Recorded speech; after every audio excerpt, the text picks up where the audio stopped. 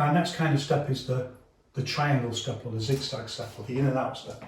I'm just call it triangle step these days because that's what everyone else calls it. So you should try and use the up-to-date scientific terminology if there's nothing better. I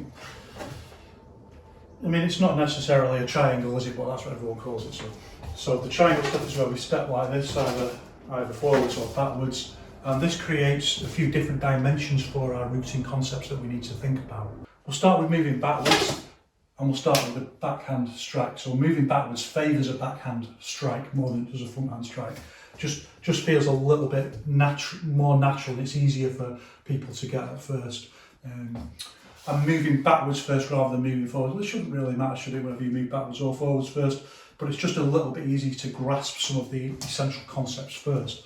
So we'll start with a basic cross, and the kind of routing that we're going to use is what we call a sliding kickback. So it's not going to lift up, the foot's not going to lift up off the floor. So normally in a kickback routing, the foot lifts up off the floor. It's quite a dynamic, and it just kicks back into the ground. In this case, the foot's going to slide just like in most sabu.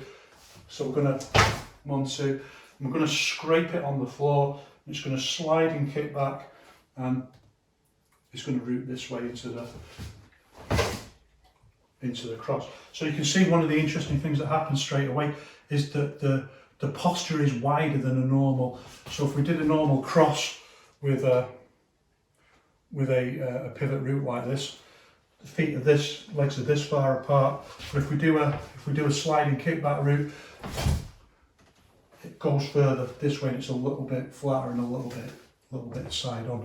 And this is mostly just to do with the momentum and energy of the movement, and the need to stabilise it from a fast step, rather than doing it like that. And also, if you're moving backwards, usually you want to maximise your ability to move backwards. You want to get more distance on it. It's a bigger movement. The foot, broadly speaking, is pointing not towards the centre line like it would normally with a cross. It's pointing across the body, and that's because the stance is more side on this way into the cross this way. More side on, and it's rooting. So the push direction is not just towards this way, it's in between. So the foot is pushing that way, more towards where your little toes are. It's just pushing a little bit more that way, but at the same time you can see it pushing out on the leg. The fullness of the supporting leg is increasing, and it's weighted this way. Even though this is the dominant root, this is the one that's full. This way, and we change this way, and we punch. Add some force by pushing forwards from the back foot, but it also adds resilience and springiness. So if you hit a really solid object, you can stabilise, and you can use this. Look, it's got a lot of hydraulic movement in it that you can stabilise the movement. You can even just start using a bit of body work as well, you know, if necessary. So it's quite a useful posture. And it's really no different for the hook. So when we do this posture, 1, 2, and we do the hook, it's pretty much in exactly the same place as it would be for the jab and the hook, because it's already turning quite far this way into the posture. So there's no need to add extra twist to allow us to do the hook. It's pretty much already there, because you're vulnerable, you're open. But to be honest, you're always vulnerable and open. That's the reality. If you stand on side on like that, you're still vulnerable. You know, there's always a vulnerable spot. And so Wang Shangjai said, like, any spot is a vulnerable spot if I hit it hard enough. And I think, well, that's the reality, isn't it? Snap my knee or kick me in the nuts. It does, you know, like I'm losing either way out if it makes proper full contact. But regardless, 1, 2, the hook is just the same, and as per usual, the uppercut is a little bit different, just in that you have to lift up. So the foot's not really that different, other than as you step in, the body's got to come up into the uppercut, and then you can be back into your posture. Now, if we want to do a front hand punch from this triangle step, there's a couple of variations of this. They're both useful, and they're both a little bit different. So the requirements are a little bit different to punching with the back foot. And the most important thing is that the front foot's going to turn up, and it's going to do a little bit like a half pivot onto the ball of the foot. So the first way of doing it is just with the straight step back. So we're going to zigzag, and then we're just going to turn up a little bit on the front foot this way, and it's a posture like this. And this is like the slowest way of doing it, and the reason is you've got to do the full and then flow into the half pivot. The full step and then flow straight into the half pivot.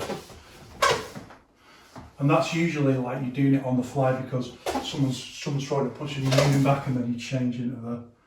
So it's not.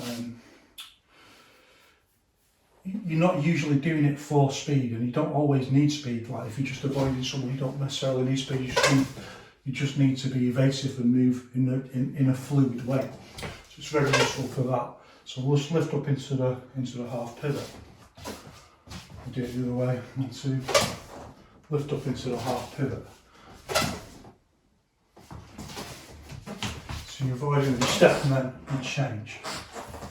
Probably just decide to do the punch as you're stepping, and you're stepping anyway, and then you just decide to change into the punch. If you do this posture with a hook, again, you just turn the pivot in a little bit more. So changing, and then you just turn your whole body and pivot in a little bit more. You're almost just going on the borderline of going over into the dead time turnover where you reveal your back. But 1, 2, and then down. You can get quite a lot of power if you get the flow of the movement. 1, 2 into you can get a lot of slingshot. And it's quite fluid if you can do it in really good harmony with your opponent's movement. 1, 2, 1, 2, they're moving in, and you can just do it as a really fluid hit straight into it's a really sophisticated and useful little step. Of course, when we do it with the uppercut, same thing as ever. 1, 2. But you've just got to get that extra extension on the leg. 1, 2, that just lifts you up in this way. But there is another way of doing it that's faster, and usually you do this deliberately, and it's to break it into 2 steps. So by the time once you get here, instead of going 1, 2, you go 1, 2 this way. So instead of going 1, 2, you go 1, 2. So we go, and we change this way. And when we do this, we use what we call, it's a tentative step, but we land it just on the ball of the foot. The foot's pointing slightly out, or you can think of it as like a Michael Jackson step. But we call it a tentative step. I've explained that in one of the previous videos. 1, and it just comes out like that. Still hits with the ball of the foot first, and when the ball of the foot hits, then the punch hits, then the strike hits. So 1, 2. The other way. 1, 2. 1, 2. In and then change, rather than one fluid movement.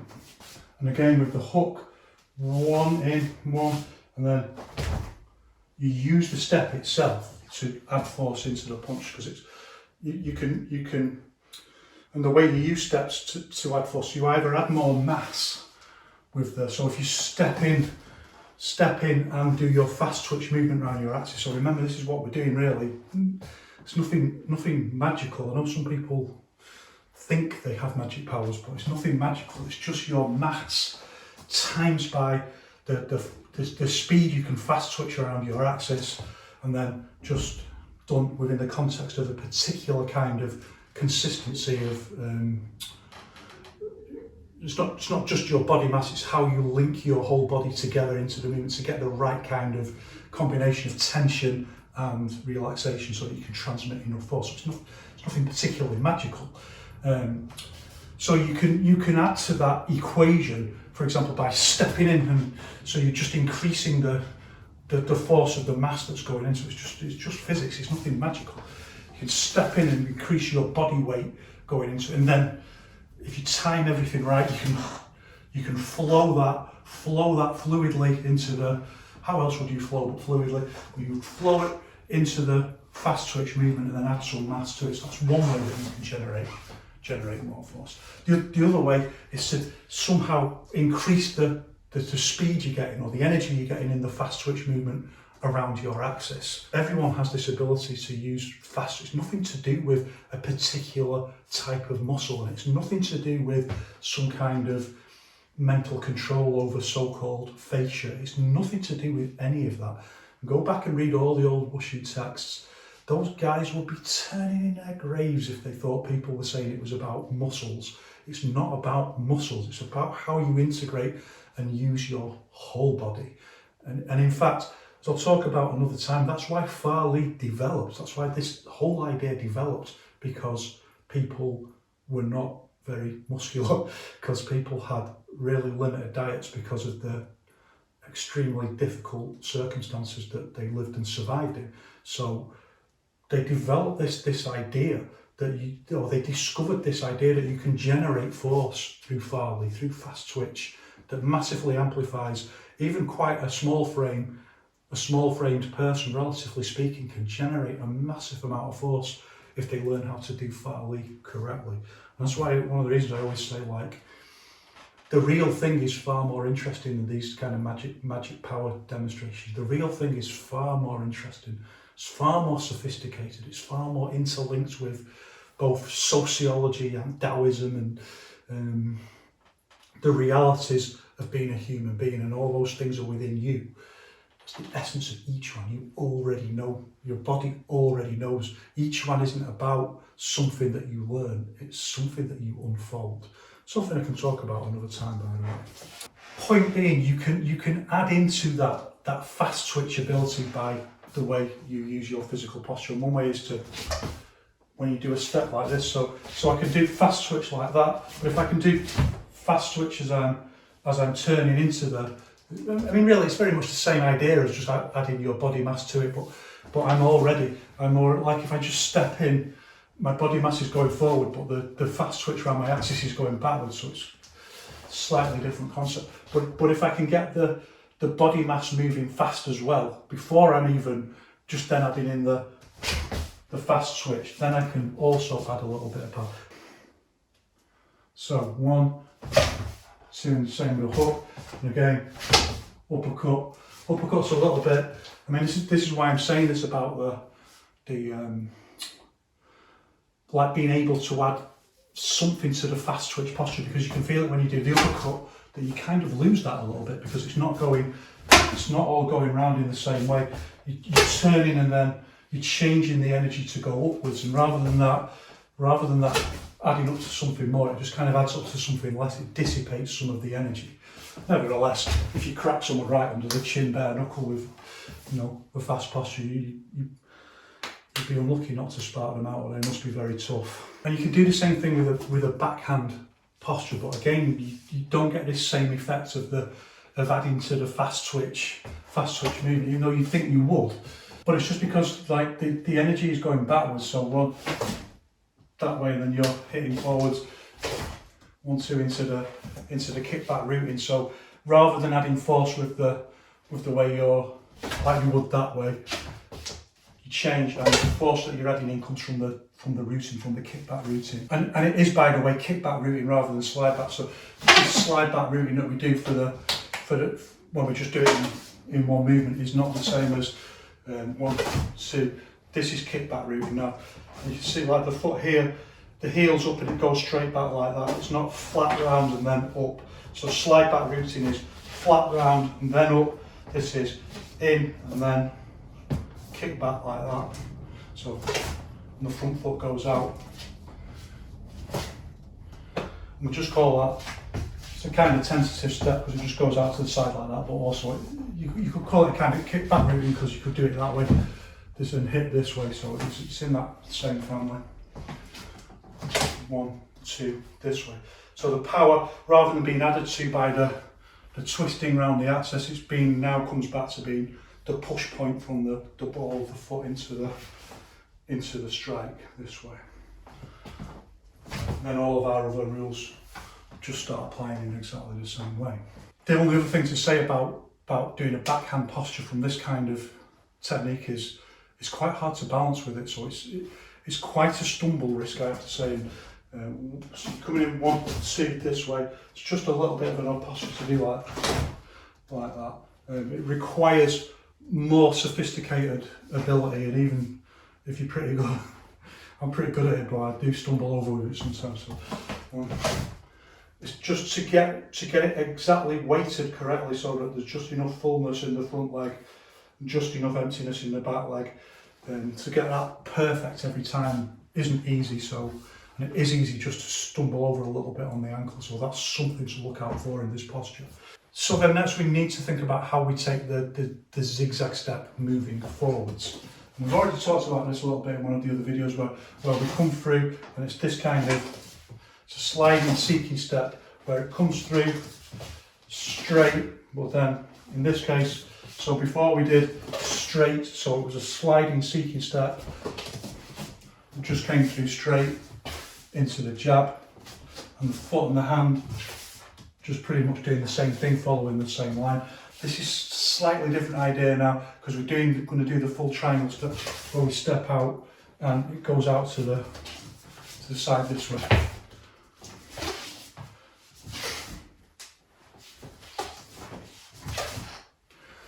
And the heel does come off the floor a little bit, but we don't want to do this. We don't want to do a big full pivot routine with it, because it's just too much of an ankle risk, an ankle snapping risk. So we just want to come through. We want to do this kind of tentative step, this kind of half slide down this way into the where it hits with the, not with the ball of the foot where the big toe is, but the, whatever that bit's called, the ball of the foot where the little toe is, that edge of the foot, that's what hits pretty much, not quite, because if you go too far onto that, your heel is too far over, but it's that side of the foot, the outside side of the ball of the foot, that half of the ball of the foot, that's what hits, and then the heel comes down, and then the punch comes through.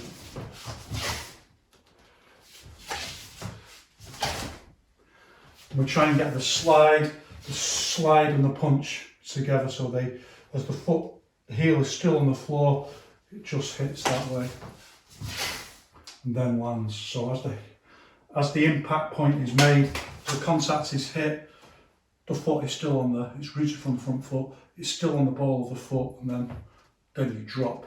So no big pivot, just through, and just use the step to add some forward momentum into so some weight behind some body weight behind the punch. The hook punch is the same, but it requires a slightly more sophisticated ability on the part of the person who's doing it, because the foot's going to come out this way and the hook's then going to come in the other way. So it's a little bit of an oddly phased move, but like the wushu saying goes, it's hard, but it's not that hard. It's easy, but it's not that easy. Bit of practice, you can phase it right, so that the foot comes in and out, and the arm comes round. As the foot's coming back that way, then it's only like if you do a kick and then you kick and then do the kick back routine into a hook. It's that kind of idea. Look at them at the time. 1, 2, and then into the hook. So it's just phased a little bit oddly. With a little bit of practice, you can get that. The dominant routine becomes a little bit more obvious with the hook, because you can feel that you're just pushing in this way with the foot. The weight is on the back leg, so the back leg is full, front leg is empty, so there's not that much weight. There's more pushback than there is normally when you do the step backwards that we talked about in previous discussion. So there's more pushback than when you do it like this, stepping back. But there's not quite as much as when you just do it off the spot pivot routine. It's somewhere in between those two. So you step and you're just pushing a little bit that way, and you're pushing that way. That's why it's rooted that way, because you're pushing that you're pushing that way like that. It's as simple as that. There's no great mystery to these things. In most cases, the routing is just how do you add some push? How do you add some push into the striker, and which direction is the push point going in? So the push point is going this way, and it just routes it like that. You've only just got to be careful of the ankle rollover.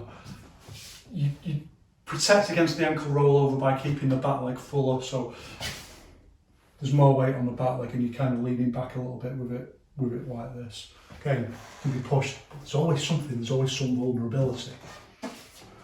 Luckily, otherwise some people would be invincible, wouldn't they? But there's always something. There's always, if Achilles has taught us anything, there's always a vulnerability.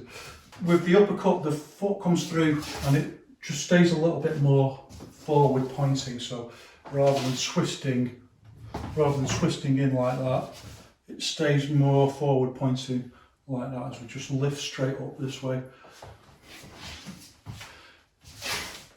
This way into the uppercut posture.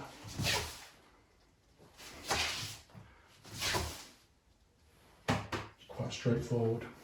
And in this case, we can say that the direction of the push point isn't to the side, it's going straight up. So understanding that the direction of the push point doesn't need to be necessarily going to one side or the other or forward, it can be going straight up. It's usually the case with the uppercut, but that's what it's doing, it's going straight up. Now there is another way of using this zigzag step moving forward, and that's to keep the foot flat. And this is a different kind of routing, it's what we call sinking routing. So in the old days, they used to say sink your chi, so you just drop all your weight into a posture, and it's very much in that family. So it's kind of sinking route. So we step in and what's different about this to the way that we've just done it is that our front leg is going to become fuller. So we're going to take more weight on the front leg.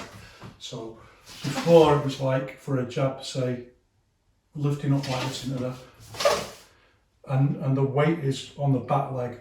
It's front foot root dominated, but it's fuller on the back leg. Now keep our foot flat, so we're doing a slide and seeking step, but with a zigzag step. And we're dropping the weight into the punch, and we're going forward. And it's more the sort of thing you would see in traditional wushu, Shaolin wushu, where you do a more traditional stance. So we come through, and with more front foot weighted, we use it a lot in weapons as well. So it's a really important. See now the front foot's almost horse stance. The front foot is full. It's taking much more of the weight, but the back foot is the dominant route. Even though it's completely flat, it's pushing forwards into the kinetic line, if you want to call it, that goes back down to the back foot this way. And you can use this for lots of things. It's useful, for example, for the shoulder barge is done exactly like this. When you slide in this way, if you do it with a big slide in. And the rule really is depending a lot on what the target is and what the strike is. So if I'm hitting someone in the face, I can generate enough force from doing it this way. So it's quite a big commitment to go in this way and put my weight on my front foot. I can much more easily be knocked over in this way than this way. I can be knocked backwards. I'm taking the risk, I'm going to hit and then I'm going to be back down. But this way, I'm going to be in this position longer. Like if I'm going to do that, I'm going to do it faster, then I'm going to be back into my normal route, which is weighted more on the back leg than the front leg. If I'm going to commit to something like a shoulder barge or something like that, I'm going to be in this stance longer and more of my weight is on my front foot.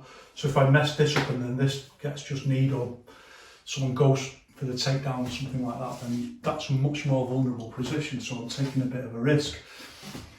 But with the punch, if I can get the head, if I can punch them right in the face, it can be worth it's worth doing that way. And I don't want to usually don't want to do a punch like that unless I'm trying to make up distance and then go into a whole other area of routing where we're leaning forward and pushing off the back foot. But if I'm not doing that, if I want to do a really big, powerful hit where I'm using all my body mass to add into the whole body force and really try and get like a maximum, like I want to, you know what they say, knock a poorly horse 3 paces sideways. If I want to get that kind of force, then I will use this kind of, if I want to really move the bag or do a shoulder barge. So you drop root, so everything just drops in and the force goes into the front foot like that, but it doesn't really move at all. You're making a really stable stance, like proper traditional wushu kind of principle stance. Slide through, using the slide through like a slingshot. Drop all your weight into the posture and use this dropping, this sinking root like this, boom, and then hit. It's the same thing if you're going to do a big forearm strike. Anything where you think, you know, you need to really generate a lot of force to move something big, you know, or really hit it with. Okay, I found this on the web for do you need to really generate a lot of force to move something? Check it out. Does it mention Yiquan?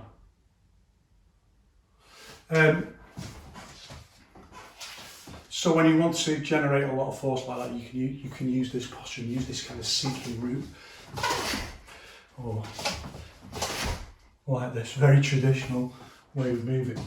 We'll come back to that another time. I just wanted to make sure that we're clear that there's different ways of using very similar sorts of steps and very similar sorts of postures, but it's a little bit overwhelming if we start going on these innovation chains.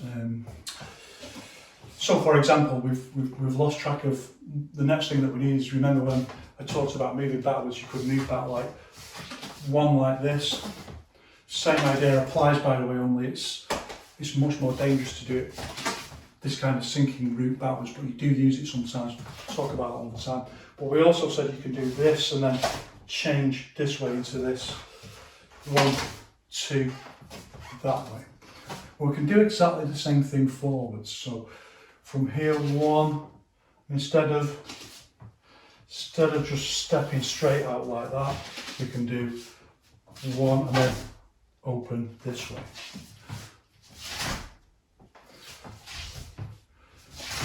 This way. And we can do this actually also very much like a sinking route. Like, so if we want to hit with the hips or something like that, so we can hit this way with the wrestlers do a version of it. So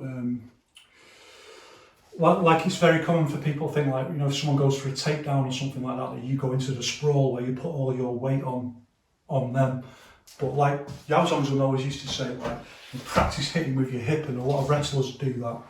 When someone comes in for the takedown, they'll just hit him with the hip into their shoulder, or to block the takedown with some force, and then change so they can get a better position. So you can do that. You can use it for that kind of technique. But you can also do it with punches. So first, of course, is jab. So 1, 2. And what we do with this is we do a more explosive step. So whereas off the spot we do like this opening movement like this, now we're going to do the whole thing together like that, so the whole body's going to open. Doesn't actually add that much force. It looks like a bigger, more spectacular movement, but then we need to remember the theory that actually when we generate whole body force, when we hit like this idea of the most power from the smallest movement, that we can get really big power from what looks like really, really small movements, and that's because every part of the body is contributing to it. My body as a whole, if it all works together, if every part of it just moves a little bit, contributes to that fast switch movement, I can generate a lot of force, but to an onlooker it looks like, wow, how'd you do that? And so it doesn't really add anything much when you add in this. If it did, we'd do that all the time. It really is just about stabilising the step into the punch. So 1, 2, and just getting into the stable position faster. That's all it really does.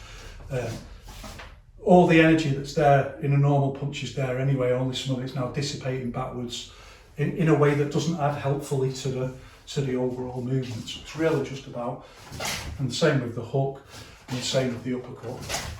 So we could do exactly the same posture, but this is more about explosive footwork that gets you into a better position sooner, rather than adding any kind of extra force to the posture.